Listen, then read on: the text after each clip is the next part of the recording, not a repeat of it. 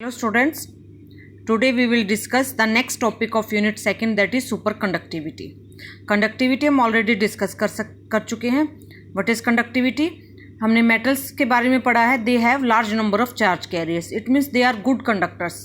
उसमें से जो करंट है इजीली फ्लो कर जाता है, तो उसको हम क्या बोलते हैं? That is a good conductor of electricity.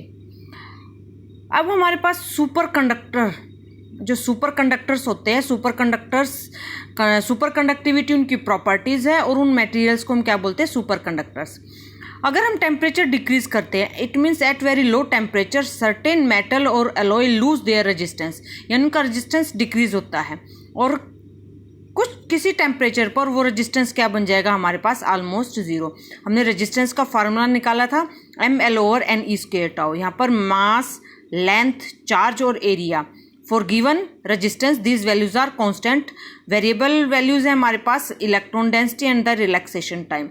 ये हम ऑलरेडी देख चुके हैं. फॉर मेटल्स जो इलेक्ट्रॉन डेंसिटी है उसके ऊपर कुछ खास इफेक्ट नहीं पड़ता, क्योंकि they have already large number of charge carriers. तो जो हमारे पास वेरिएबल फैक्टर है that is relaxation time. When we decrease the temperature, अगर हम टेम्परेचर को डिक्रीज करेंगे तो जो काइनेटिक एनर्जी है वो चार्ज कैरियर्स की डिक्रीज होगी. इट मीन्स जो कोलिजन टाइम है, आपस में कोलाइड करने का जो टाइम है वो क्या हो जाएगा? बढ़ने लग जाएगा, इंक्रीज होगा. It means relaxation time will become large. और अगर रिलैक्सेशन टाइम इंक्रीज होगा तो यहाँ से अगर हम देखें तो जो रेजिस्टेंस है वो डिक्रीज होगा, क्योंकि रिलैक्सेशन टाइम यहाँ पर डिनोमिनेटर में है. तो डिनोमिनेटर की अगर वैल्यू इंक्रीज होगी तो जो हमारा गिवन इधर वैल्यू है वो क्या हो जाएगी? हमारे पास डिक्रीज होगी. तो जो हमारे पास टाउ है वो इंक्रीज हो रहा है, तो रेजिस्टेंस क्या हो जाएगा? हमारे पास डिक्रीज हो जाएगा.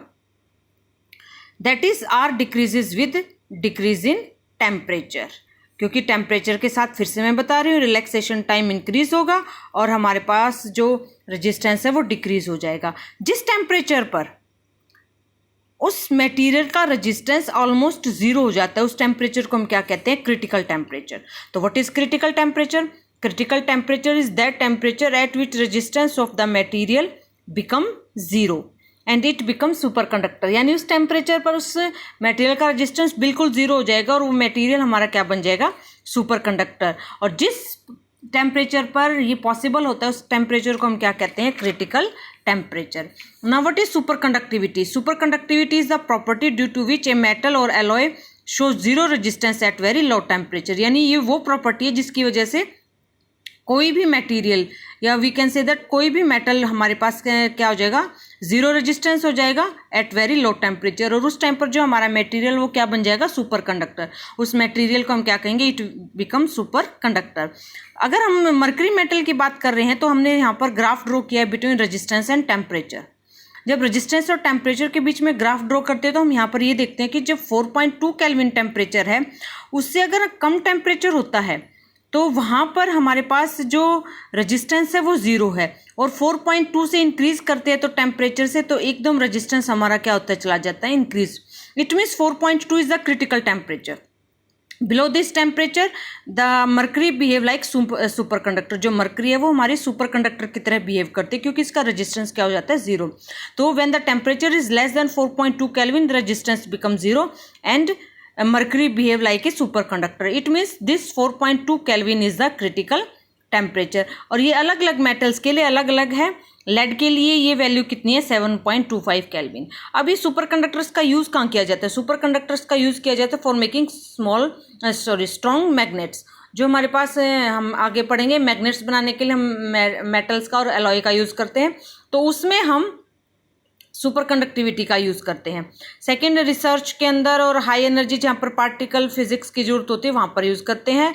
हाई स्पीड कंप्यूटर बनाने के लिए और ट्रांसमिशन ऑफ इलेक्ट्रिक पावर, क्योंकि इसमें भी रेजिस्टेंस एक बहुत पावरफुल रोल प्ले करता है. जब ट्रांसमिशन लाइन्स में, ये भी हम आगे पढ़ेंगे, ट्रांसमिशन लाइन में जब हम इलेक्ट्रिसिटी को ट्रांसमिट करते हैं. Now next important topic is colour coding for the carbon resistance. जो हम कमर्शियल रेजिस्टेंस हम यूज़ करते हैं that are made up of carbon, वो कार्बन के बने होते हैं.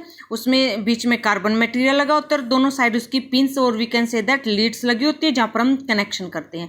सिलेंड्रिकल शेप का होता है. अब इस कार्बन रेजिस्टेंस की कितनी वैल्यू है वो वैल्यू डिटरमाइन करने के लिए इसमें क्या होती है, कलर कोडिंग होती है। अब ये मैंने डायग्राम ड्रॉ करके बता रखा है वो कलर कोडिंग किस तरह से होती है। इसमें 3 स्ट्रिप्स होती है कलर्ड, A B C, ये तीनों इकट्ठी होंगी और थोड़ा सा गैप देने के बाद 4th स्ट्रिप मिलेगी। 3 स्ट्रिप्स बिल्कुल इकट्ठी होंगी और 4th स्ट्रिप थोड़ा सा गैप देने के बाद होगी। अब ये जैसे मैंने A B C से 3 स्ट्रिप्स को बताया है, जो फर्स्ट स्ट्रिप है वो क्या बताएगी, हमारे रेजिस्टेंस का first digit.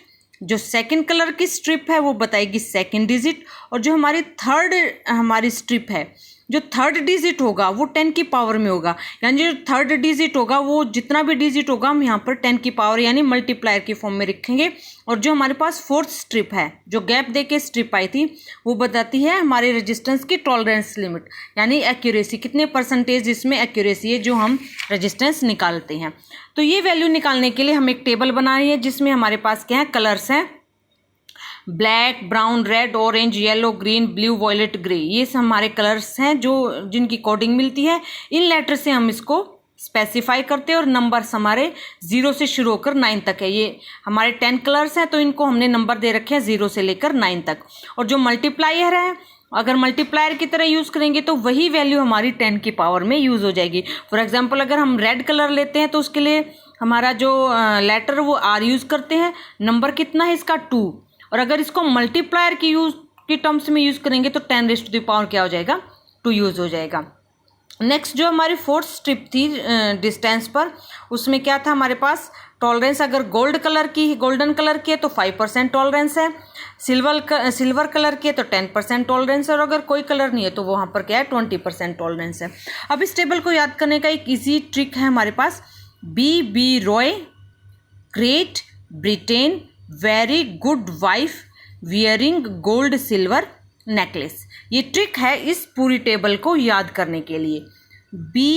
B Roy, B से क्या बनेगा, black, next B that is brown, Roy जो मैंने कैपिटल लेटर से रिप्रेजेंट किया है, R is for red, O for orange, Y for yellow, great का मैंने G कैपिटल लिखा है दैट इज ग्रीन, ब्रिटेन का B कैपिटल लिखा है that is blue colour, violet, very का जो मैंने V कैपिटल लिखा है दैट इज वॉयलेट, गुड का मैंने G कैपिटल लिखा है दैट इज ग्रेट, वाइफ का मैंने W कैपिटल लिखा है that is wife, wearing gold, G for golden strip, this is for silver, and N for no colour, जो नेकलेस का कैपिटल N है दैट इज नो कलर।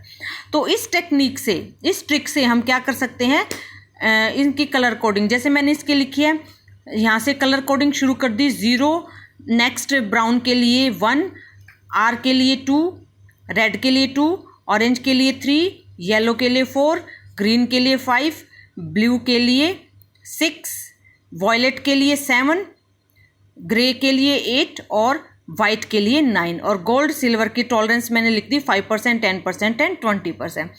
तो इसको use करके, इस ट्रिक को यूज़ करके हम इजीली किसी भी कार्बन रेजिस्टेंस की वैल्यू निकाल सकते हैं। यहाँ पर जो मिस्टेक होती है वहाँ पर, क्योंकि 3 B है हमारे पास, B और एक ब्रिटेन का B, तो ये आपको थोड़ा सा याद करना पड़ेगा कि फर्स्ट B जो है वो ब्लैक कलर के लिए है, सेकंड B ब्राउन के लिए है, और जो थर्ड B आएगा वो हमारा किसके लिए, ब्लू। इसी तरह से यहाँ पर जो ग्रीन है G भी 2 हैं, फर्स्ट ग्रेट के लिए जो G यूज़ किया दैट इज़ फॉर ग्रीन, और जो गुड के लिए हमने यूज़ किया दैट इज़ ग्रे। तो यहाँ पर आप कंफ्यूज मत होना, क्योंकि अगर एक भी डिजिट आप गलत लिख देते हो तो कार्बन रेजिस्टेंस की वैल्यू क्या हो जाएगी, चेंज हो जाएगी। अब मैंने एग्जांपल लेके समझा रखा है, मान लो हमारे पास 3 कलर की स्ट्रिप है, फर्स्ट है येलो कलर की A स्ट्रिप, जो B स्ट्रिप है वो रेड कलर की है, और C स्ट्रिप क्या है हमारे पास, ऑरेंज, और जो हमारे पास थोड़ा गैप देने के बाद जो 4th स्ट्रिप दे रखी है दैट इज़ गोल्डन कलर, वो गोल्ड कलर की है। अब अगर हम इनकी वैल्यू निकालें, येलो के लिए अगर हम यहाँ पर देखें तो येलो के लिए डिजिट कितना है, 4, तो येलो के सामने हमने 4 लिख लिया। जो B स्ट्रिप थी वो रेड कलर की थी, तो यहाँ से अगर हम देखें रेड के लिए कितना डिजिट है, 2, ये हमने सेकंड डिजिट लिख लिया। थर्ड क्या है, C ऑरेंज के लिए अगर हम देखें तो ऑरेंज के लिए कितना है हमारे पास, 3, तो यहाँ पर हमने क्या लिख दिया उसके लिए 3। जो 4th स्ट्रिप है वो हमारी गोल्ड की है, तो वो हमने क्या लिख दिया, 5%। अब ध्यान से देखो हमें कैसे लिखना है, हमारे पास तीनों डिजिट आ गए, ये फर्स्ट डिजिट आ गया, ये सेकंड डिजिट आ गया, और ये हमारे पास थर्ड आ गया। जो फर्स्ट है first digit that is 4, second क्या है सेकेंड डिजिट दैट इज़ 2। जो थर्ड डिजिट है वो मैंने बताया था वो 10 के मल्टीप्लायर्स की फॉर्म में यूज़ होता है, यानी इनटू में 10⁻³ जो टॉलरेंस है वो प्लस माइनस होती है, यानी इतना ज़्यादा फ्लक्चुएट हो सकता है। प्लस माइनस टॉलरेंस कितनी है गोल्ड के लिए 5%।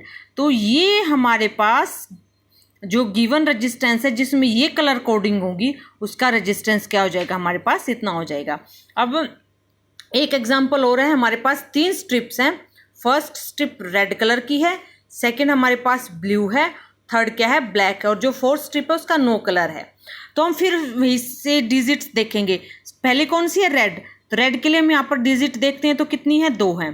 सेकंड है हमारे पास ब्लू, ब्लू हमारे पास ये है ब्रिटेन के लिए ब्लू, इसके लिए हमारी जो वैल्यू है वो कितनी है 6 है। थर्ड क्या है हमारे पास ब्लैक, ब्लैक हमारा फर्स्ट डिजिट है तो उसके लिए हमारा जो फर्स्ट है फर्स्ट पोजीशन पर है, तो ब्लैक के लिए हमारे पास डिजिट क्या है 0। तो मैंने तीनों डिजिट निकाल लिए। इसके लिए रेड के लिए 2 आ गया, ब्लू के लिए 6 आ गया और ब्लैक के लिए हमारे पास 0। जो नो कलर है, नो कलर के लिए हमारी जो टॉलरेंस पावर है वो कितनी है 20%, तो ये 20% आ गया। अब रेड कलर है तो फर्स्ट डिजिट क्या बन गया 2, ब्लू के लिए 6 है, 6 के लिए हमारे पास 2 6 यानी फर्स्ट और सेकंड डिजिट रेड और ब्लू के लिए डिजिट बन गया हमारा 26। इनटू में जो थर्ड डिजिट है वो 10 की पावर्स में आएगा, तो 0 है तो 10⁻0 और प्लस माइनस जो नो कलर है उसके लिए हमारी टॉलरेंस कितनी हो जाएगी 20%। तो इस तरह से हम किसी भी कार्बन रेजिस्टेंस के कलर्स देखकर हम वहाँ पर उसकी कलर कोडिंग इजीली कर सकते हैं। अब एग्जाम में इस तरह से भी क्वेश्चन आ सकता है, मान लो हमें रेजिस्टेंस की वैल्यू दे रखी है, हमें उसकी कलर कोडिंग निकालनी है। तो देखो हमें इस फॉर्म में दे रखा 3700 into ohm plus minus 10।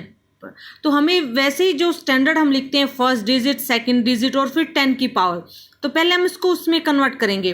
First और सेकंड डिजिट तो ये हो गया, जो 100 है उसको 10 की पावर्स में कन्वर्ट करने के लिए हम इसको क्या लिख देंगे इनटू में 10⁻²। ये हमारे पास फर्स्ट डिजिट आ जाएगा, ये सेकंड डिजिट आ गया और ये हमारे पास क्या आ जाएगा थर्ड डिजिट आ गया। तो फर्स्ट डिजिट क्या है 3 किसके लिए है ऑरेंज के लिए। सेकंड क्या है हमारे पास डिजिट 7 किसके लिए है वॉयलेट के लिए। थर्ड डिजिट क्या है हमारे पास 2 किसके लिए है रेड कलर के लिए। और जो 10% टॉलरेंस है वो किसके लिए है सिल्वर के लिए। तो अगर हम उसका डायग्राम बनाएं तो फर्स्ट स्ट्रिप हमारी क्या आएगी ऑरेंज कलर की, सेकेंड स्ट्रिप क्या आएगी हमारे पास वॉयलेट कलर की और थर्ड स्ट्रिप क्या आ जाएगी हमारे पास रेड कलर की। और जो हमारे पास टॉलरेंस की जो हमारे पास स्ट्रिप है वो किस कलर की आएगी सिल्वर कलर की। तो अगर हमारे पास कलर कोडिंग है तो उससे हम रेजिस्टेंस निकाल सकते हैं, और रेजिस्टेंस है तो उससे हम क्या निकाल सकते हैं उनकी कलर कोडिंग। तो दोनों से क्वेश्चन किसी भी तरह से आ सकता है।